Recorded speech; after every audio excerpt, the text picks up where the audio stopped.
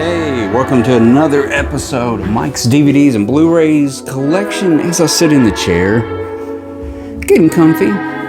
Welcome to this episode, guys. Today we're going to talk about a director who is of legendary proportions that you may not know, may ring a bell, or you may know everything there is about this guy. I want to talk about some movies by William Wyler. Now, he's probably most famous in the, I guess in a pop culture thing as directing Ben-Hur, the 59 version with Charlton Heston, amongst other things. But he's made so many good classic movies. It's almost, it's crazy, his output, and he's not more well known. He's not more well or celebrated. Say Alfred Hitchcock, or Martin Scorsese. When you think of a director, he's not really, but he came here as an immigrant, I believe, from I want to say Germany, but it's not Germany. But anyways, he worked himself up. He got into the film business and everything. I think he started out as a technician, somebody behind the scenes, and then he moved up to directing. But today I want to show some of the videos that I've picked up by him. It's funny, actually, that how I got onto him as a director to feature him was picked up a movie that I've always wanted to see. I didn't realize it was directed by William Wyler for some reason, and I watched it and I loved it. And the same thing happened a little bit later, maybe a month, a couple weeks or something. I picked up another movie by William Wyler. I didn't realize it at the time, which made me think about the movies I do have by William Wyler and stuff. And I started to appreciate him a little bit more by just how many great movies he's put out. His filmography is phenomenal. So today, I just want to show off some of them. Some of these are new. Well, actually, most of them are new except one. But yeah, let's get right to it. I'm just mumbling along here. But this is a movie I've had for a while. I was going to put this in like a Western Roundup video, but I'm going to put it on here. This is a movie from 1958. This is released on Kino. This is a Kino Blu-ray. This is a movie called The Big Country. And it was a movie for years. It seemed like years. I had it in a cart. I was going to get it. I mean, there's an MGM version, which I was going to get that for years because it's really cheap. And then there was I heard some news that it wasn't that great. There was something with the color timing maybe or something. So I kind of held off for it. So, years, maybe it turns into a year later, I realized there's a Kino version. So I picked up the Kino version, which is really, really nice. I mean, it's got so much extra stuff on here. So many interviews with William Wyler's daughter. There's a audio commentary by Christopher Frayling. Really a nice package. I mean, this is a movie that runs 166 minutes. And it's really good. It's a big movie. It's a big country. And I really enjoyed this. It's really good. It stars Gregory Peck and Gene Simmons, Carol Baker, Charlton Heston's in this, and Burl Ives. Those are the main people. And it's a really good story. It's kind of a feuding families over land and stuff. This is a little bit down the road after, the country's gotten a little bit bigger and people have moved out west, Oklahoma, different places, and they're settling, the ranchers and the farmers and etc. Those have been told so many times in so many movies. But this one's really good, and it stars Gregory Peck, and even though he's a great actor, I don't always want to see a Gregory Peck movie. I don't know. He's good in what he's good in, but there's I don't know, he just doesn't appeal to me as much. But I do respect him as an actor and everything. But he's really good in this, actually, and everything. Gene Simmons is really good. Carol Baker. I mean, all the leads are really good. Charlton Heston, even, for 1958, he was a big star, but he kind of plays he's the guy that wants Carol Baker. He's jealous of Gregory Peck and et cetera, et cetera. I'm not even going to try to explain it. Just check this movie out. It's really good. It's dramatic. It's also a Western. But it's not like a typical Western, so it's really good. So The Big Country, check that out. Comes on TV a lot, everything. But this Kino Blu-ray looks really good, and I recommend that. Next up, this was a big to-do in 1936. Was it 36? Yeah, 36. 36 was a pretty big year for William Wyler. He put out 2 really great movies, and this is one of them, Dodsworth. And this is from the Warner Archive collection, Blu-ray, and it had been restored and everything by the Film Foundation. And it was kind of considered not lost, but just out of circulation for a long, long time. And then when they started getting the print out again and showing it in revival houses and stuff, they realized that, it needs restoration. It's really not that great. So what they did, they restored it, Film Foundation. It looks awesome. This is a great release by Warner Archive. And a little bit about Dodsworth. Of course, it's directed by William Wyler. It won 7 Academy Awards in 1936. It was nominated 7 times. In winning one of them, which I believe Best Picture. Maybe Best Picture, or was that the Frank Capra movie? Mr. Deeds or something. I can't remember. Or maybe it was Walter Houston's performance. I'm sorry, guys. I'm like short on information on this one for some reason. But Dodsworth was a big dramatic movie. It was released by Sam Goldwyn. The Goldwyn Studios were always kind of, they weren't the Columbia Pictures. They weren't like a cheap studio, but they really put out really good stuff. They put a lot of, books. They turned classic novels into movies. There's Wuthering Heights. So many Best Years of Our Lives. So many movies that Goldwyn put out, but you don't often think of them in the studio vein like MGM or Warner Brothers or anything. But Walter Houston stars in it. It's also got Ruth Chatterton, Paul Lucas, Mary Astor, which is kind of it's not an early role for her, but it was pretty early before she went to Warner Brothers and broke out with the Maltese Falcon and everything. It's got David Niven, and it's based on a novel by Sinclair Lewis. And it's kind of a tale of a man and a woman who are successful, and they get to the point where they're just kind of tired of each other. The wife wants more action. She wants more life and to go out and do things, and he's more content and boring and stuff to her. And so they split up. They meet different people, and they realize, what they want, what they lost, or they come back to each other. But it's got some great performances. I'm sorry, guys, I tear up some stuff, but no, Dodsworth is really good. It's a really great drama. I mean, it's really good. William Wyler does such a great job with actors. Walter Houston is great.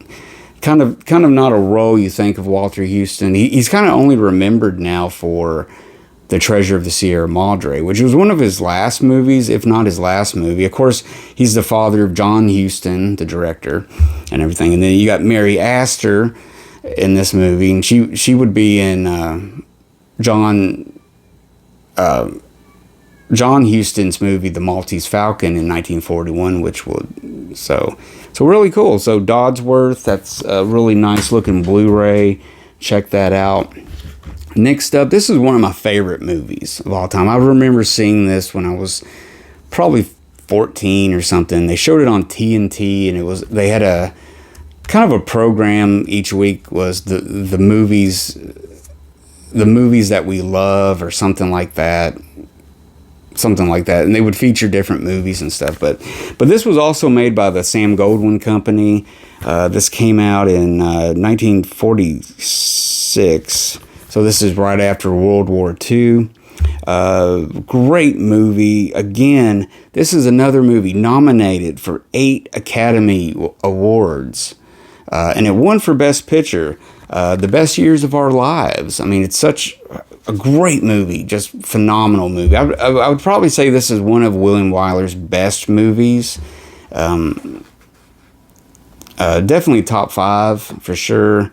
But it is such a great movie. It's just it's like one of those that you can watch a lot, over and over for a drama. But it's a drama that has realistic feelings to it and stuff, and it was not some made up story that Hollywood put out. I mean, it really focused on the people in the country at the time, coming back from World War II, how the home front was dealing with stuff while their husbands and sons and boyfriends and wives and whatnot are off at war and back home now, and they're trying to adjust to stuff and everything. But it's got great performances, so many good performances in this. It's got Myrna Loy, Frederick March, Dana Andrews, and Teresa Wright are the main stars. I think one of the biggest, Virginia Mayo too. The actor that I really shines on this, and probably one of the things that people remember it for, is Harold Russell, who was an actual vet who returned home from World War II, and he lost the use of both of his hands. So he had these kind of like scissor hook looking things to pick up stuff, and he would light a cigarette and do all this stuff, and he was a real person, genuine GI that came home. You would have thought he was in battle and he lost him, but it was actually an accident on a ship or something where he got burned, his hands got burned up really badly or something. But man, he gives a performance of a lifetime. And he's not even an actor. He's just a regular Joe that was in the war and everything, which gives this movie so much authentic flavor or something. Just really hits home. Just really hits you in the heart. I mean, it almost makes me tear up in a weird way. I don't know. It's just so well made. And Dana Andrews, also returning vet. He comes home to a wife who he had married right before he went to war, and she had been stepping out on him and all this stuff. And he comes home, and she's thinking, well, he won medals, and he's going to have all this money and stuff. And the truth was, the GIs came home, and a lot of times they were forgotten, and a lot of times they didn't come home to money and a wife and stuff. A lot of stuff was lost to people that went to war and stuff, and they split up. And Frederick March, there's an integral scene in the movie where they're waiting for a plane to get back home, and they've all missed their flights and stuff, so they're all going to ride home in an army plane. They're going to take various people home and stuff. So Frederick March, Harold Russell, and Dana Andrews all kind of meet at the kind of the terminal, the airport, Army airport, and they're going to fly home. And they all integral people, and they meet, and they just share so much on that trip home and stuff. And they come home, and they're all like scared, basically. They don't know what to do. They don't know how to come home and just be like they were. You know, they were kind of scared. They don't know. They're so used to being in the army and on the go and stuff. And, you know, so you got the three different people. You got Frederick March, who was a banker and all this stuff. And he said he was in the army for 20 years. So he's finally coming home. He's a little older than the others. Dana Andrews comes back. He's a captain. He's highly decorated. But he basically comes home to a wife who steps out on him. He gets his old job back as a soda jerk. Not much money in that and stuff. So he's struggling. And then, of course, Harold Russell loses his hands in the war. So they're all got different family turmoil, maybe, or family situations they go back to and everything. And it's so dramatic and so just beautifully made, beautifully written and made. It's based on a novel by McKinley Cantor. But yeah, it's got a great cast in this. I mean, it's got a lot of people in it. Really good. Screenplay by Robert Sherwood. But yeah, it's a heartwarming and priceless masterpiece. And won Best Picture that year. So the best years of our lives. I hope I didn't put you guys to sleep in telling you about that. But next up, this is another great standout movie by William Wyler, also by Sam Goldwyn. He made a lot of movies by Samuel Goldwyn Studios, or Goldwyn Studio. Now, this is a movie from 1941. I want to say, 41, starring the legendary Bette Davis. This is a movie called The Little Foxes. Now, this is based on a Lillian Hillman screenplay, and it's called The Little Foxes. Bette Davis. Basically, it's a movie about greed and corruption in the Deep South in the turn of the century. It revolves around the Hubbard family. They're money-driven, power-hungry people. This is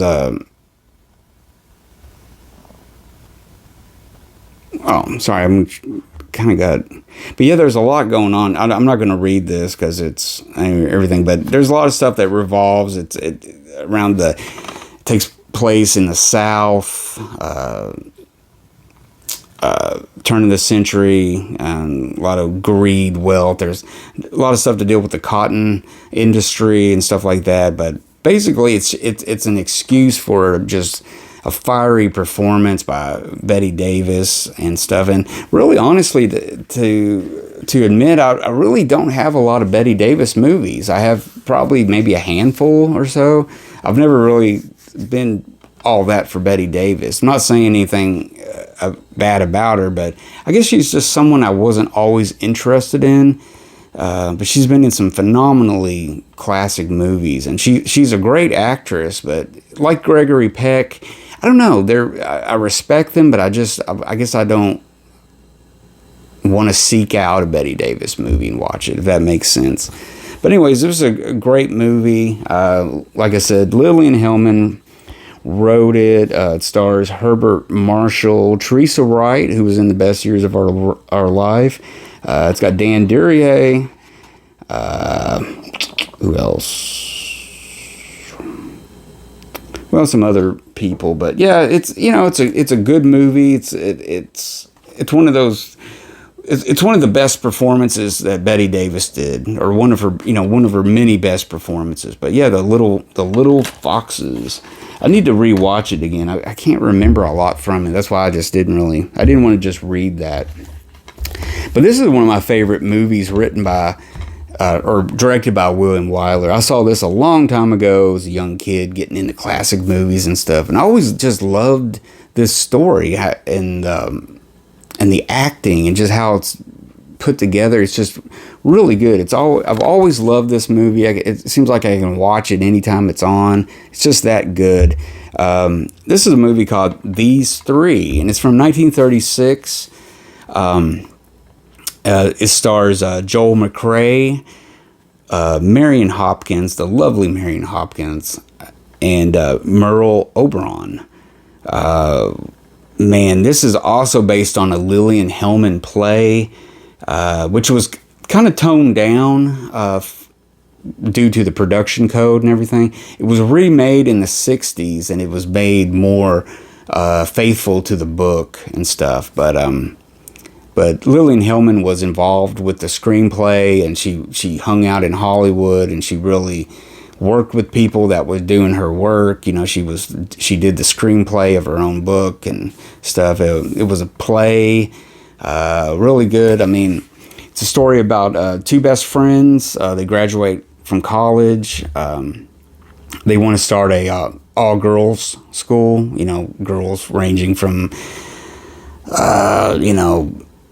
7 to like teenage years or something, and they start this little school and everything, and then one day Joel McCrea comes in their lives, and they both don't realize this, but they both start falling in love with Joel McCrea, and there's these little girls that go to this all girls school that are just, there's this one real snotty girl. She's real bad. She's just a brat. And she sees them talking, Joel McCrea and Marion Hopkins, one night. They're talking. They're in her bedroom, but the door's open. It's purely platonic friends. And she sees it. She turns it into a lie by saying that they were sleeping together or something, which came between the friendship. I mean, they were all best friends and everything. But originally, it dealt with a lesbian relationship, and they changed that then. And I think they were more faithful to that in the remake. I've never seen the remake.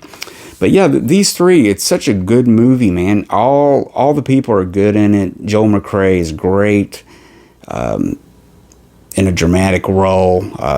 He hadn't really started to do mainly Westerns yet. He was doing a lot of stuff like that. But so, really good. William Wyler directed it. But it's based on the 1934 play by Lillian Hellman. But I highly recommend this. This is the DVD, and it's actually, it kind of stays in the $20 range on Amazon and stuff. I wish, and I'm not really sure if there's a Blu-ray. I don't think there's a Blu-ray of it. I'm trying to think of why I got the DVD though, but I did get this off Amazon. I finally got this movie, but man, I don't know how many times I've seen it, but it's just really good. The performances are believable. It's just very well made. Now, this is a movie that was a real standout to me. I had never seen it. The only thing I knew about it was it had the infamous Frances Farmer in it when she was out in Hollywood. But this is a movie from 1936. That was a pivotal year for William Wyler. He did so many good movies in that year. This is a movie called Come and Get It. And it's based on a novel by Edna Ferber. This one stars Edward Arnold in a performance of a lifetime. I mean, he is so good in this. And I always kind of took him for granted in movies. He was always kind of, wasn't the lead. He was kind of one of the character actors in the back. But this is his movie. He stars in it. And I'm not sure if he starred in too many movies, but man, he carries this picture, and it's really good. This one also has Joel McCrea in it, and of course Frances Farmer.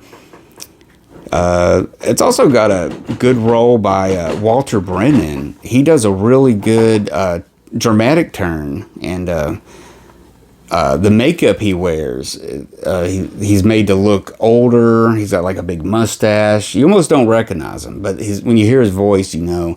But Walter Houston, there was a stories that he was just a really bad human being away from the movies. He was a bad human, but a great actor, super good actor, character actor, starring actor. But he, in his home life, or in his personal life and everything, he was known as a real just SOB, I guess you could say. But man, Come and Get It. It's really good. I'm definitely really recommending this to you guys. I'll just read quickly about it. The Hollywood Reporter said it was one of the most outstanding pictures of the year of 1936. A luminous Frances Farmer stars in this superb romantic drama based on the novel by Edna Ferber. Joel McCrea, Walter Brennan. Actually, Walter Brennan won an Oscar for this. He won an Oscar-winning performance, and man, he gives a great performance too. The tale is of a ruthless, ambitious, and a reckless person played by Edward Arnold, which is unforgettable. It's in this unforgettable classic. With the power to charm, spellbound, and stir, said Variety magazine at the time. Lumberman Barney Glasgow, played by Edward Arnold, abandons saloon girl Lotta, played by Frances Farmer, to marry a timber Harris, only to fall for Lotta's beautiful daughter, also played by Farmer. She has a dual role as daughter and mother. 20 years later, but this time Barney has a rival for the young woman's love, his own son, Joel McCrea. And man, how all that stuff builds. And this is another story of three people, two guys and a girl. They have a great bond of friendship. They laugh. They have a good time and everything. But they both fall in love with the same girl in a way. But it mostly focuses on Edward Arnold. He gets the girl first, and he's kind of this over the top, big, great lumberjack guy. He's working for this company, and he branches out on his own. He partners up with his old boss, and they just amass this fortune in timber, in the timber industry and everything. And he's larger than life. He becomes rich. And the thing is, they're wanting to join the two families of two competing, lumber people. This guy's got a daughter. If he marries the daughter, he'll be even more rich, and they can join, just wanting to build and power and greed and everything. So he falls in love with Frances Farmer, who's kind of a saloon girl and stuff, and he falls in love with her, and he drapes her out in the most beautiful clothing and jewelry, and she's so happy for the first time in her life. She realizes what love is, and they both love each other. But it comes to a point where one day he has to decide, either I marry her or I marry the girl and be rich and do the right thing that way. And he just coldly drops her one day and marries that girl. And then it picks up 20 years later. And but before that, Walter Brennan, who also loved Lotta, played by Frances Farmer, marries her. And they have a daughter and stuff. And then it picks up 20 years later. Edward Arnold has a daughter and a son. His son is played by Joel McCrea. And he realizes one day, he had basically forgotten about her a little bit over all these years. He finds out that she had died, Lotta, and his family's getting him to go visit your old friend, and He's hesitant, but he goes out there, and he's talking, and they both talk about Lotta and how they both cared about her, and but all of a sudden he gets introduced to Walter Brennan's daughter, who's also played by Frances Farmer, and she's like a dead up lookalike, like the mom. So he's instantly brought back to 20 years and starts falling in love with her again. He's almost blinded. He doesn't realize that, this isn't Lotta. This is her daughter. And but she wants she wants stuff out of life. The daughter does. She wants to be rich. She wants to have things.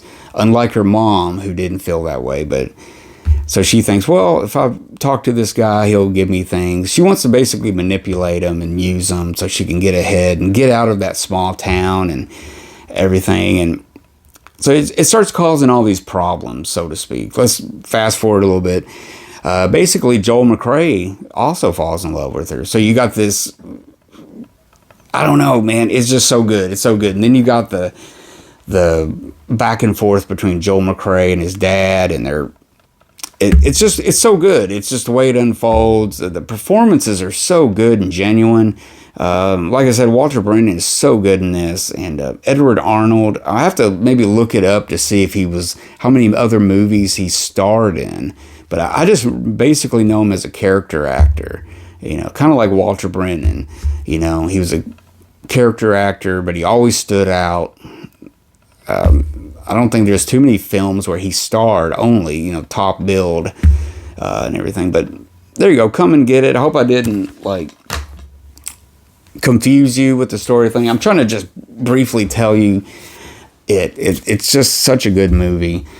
But yeah, anyways, let's go to the last movie by William Wyler. This is a movie made. This movie was made in 1940, also starring Bette Davis.